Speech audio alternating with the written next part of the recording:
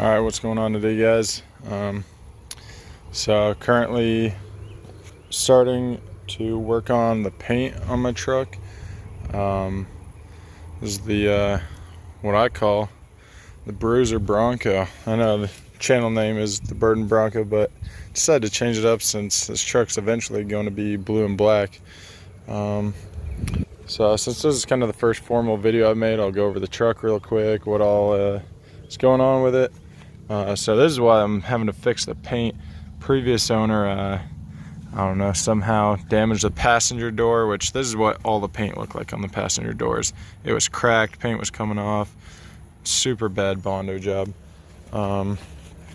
So the previous owner had gotten dents pulled, basically had a 1/4 inch of Bondo across this whole door. I just put very minimal on to cover up the holes that they had drilled to pull out the dents when the previous owner damaged the truck. But the rest of the truck I'm probably not going to strip down to bare metal. Just strip this door down to get all the Bondo off. The rest of the truck just going to scuff up the paint and give her some nice new paint. I'm going to be doing a roll-on paint job with some Rust-Oleum paint. The only reason I'm really doing that is just trying to stick with a very budget option for now, since in the future I plan on putting 3-inch bulge fiberglass bedsides and fiberglass fenders up front, new fiberglass hood. The reason I'm going to the fiberglass hood is I'm not sure if you'll be able to see it on camera, probably not, but there's all kinds of hail damage on the hood of this vehicle. And yeah, so just trying to fix her up, make her nice. It's a work in progress, but I'll show you what all is done to this truck for now. I know I've posted quite a few videos of truck racing and doing burnouts and stuff like that, but I haven't really done an in-depth video on what's going on with this truck. So I currently am running Holley Super Sniper EFI. You can see the module right there. Don't have any heating or air conditioning, so I made this little switch panel to fit in the factory climate control vent area, and works out super nice. Here, I'm gonna actually power it up for you real quick. You can see the Holley Super Sniper just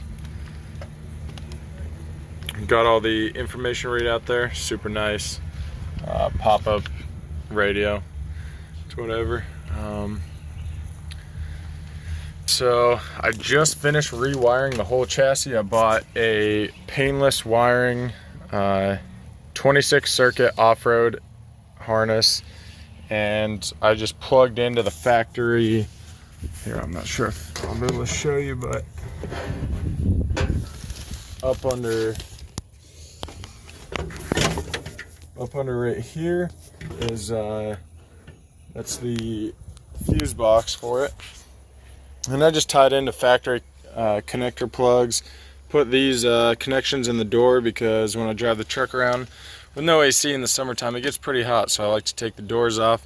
That makes a big difference, having the doors and the top off. But everything works. Just finished the wiring up last week. Decided to start on the paint now. It's a never-ending project. Let me pop the hood real quick. So under the hood, I got a 418 stroker.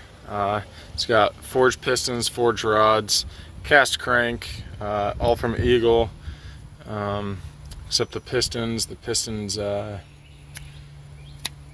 remember the brand of the pistons, but either way, I got forged pistons, Eagle rotating assembly, and the Holley Super Sniper EFI. Good for boosted applications, which I have twin turbos for this truck that I plan on putting on eventually. Just really wanted to simplify the engine bay, so I've got a lot of holes in the firewall from where the climate, where the heating and air conditioning used to be. Also have holes where the factory computer and body control module used to be. Got rid of all that stuff, dropped at least like 30 to 40 pounds worth of wiring when I did the swap. Super nice. As you can see, I mean, the engine bay in this thing is super clean. For factory EFI truck from this is a 96 Eddie Bauer edition Ford Bronco. And so she had all the nice little gadgets and insane amount of wiring. Engine bay was super clogged, and I just didn't like how it looked, so I got rid of all that stuff that wasn't needed and trying to make her pretty quick here. Yeah, not much to say more about the engine. Engine probably makes like 500 horsepower. Nothing too crazy. I'm gonna be pulling the engine out soon because the rear main seal started leaking on me, and I also want to get everything powder coated. Down here in South Carolina, spray paint does not last. The humidity takes the paint off in no time. I have a broader performance C6 transmission with a full manual, reverse manual valve body in it. Manually shift the truck in here on my B&M shifter, which is covered by tools right now, but that's it right there. Just floor shifted. Super nice. Love how tight this thing shifts. However, I haven't driven it much since I got the new trans and the Holley EFI on it. All the old videos you've seen on my channel have been before the truck got EFI. The truck used to be carbureted and had a stock C6 in it, so the shifts were super slow. Transmission slipped most of the time. Stock C6s were not meant to handle that much power. This new broader performance C6 though has a 4,000 stall converter in it, and it can handle up to 1,200 horsepower. Got all the goodies inside.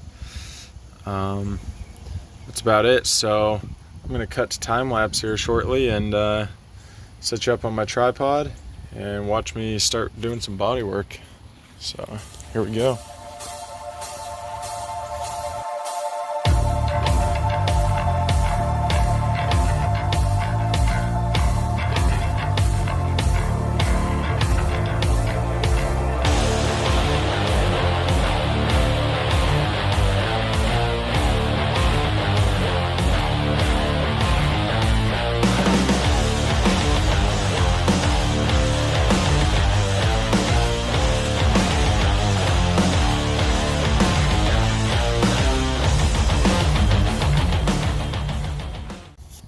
Alright, so this is where I'm leaving it off at on second day of working on the paint. So what I'm using on this lower part of the door isn't actually regular Bondo, it's actually Bondo fiberglass, just because I had to fill in some of the holes the previous owner had made. So what Bondo actually recommends is that you smoothen out the Bondo fiberglass as smooth as you can get it. Obviously you can see, which I can't. Obviously you can see that right there, right here.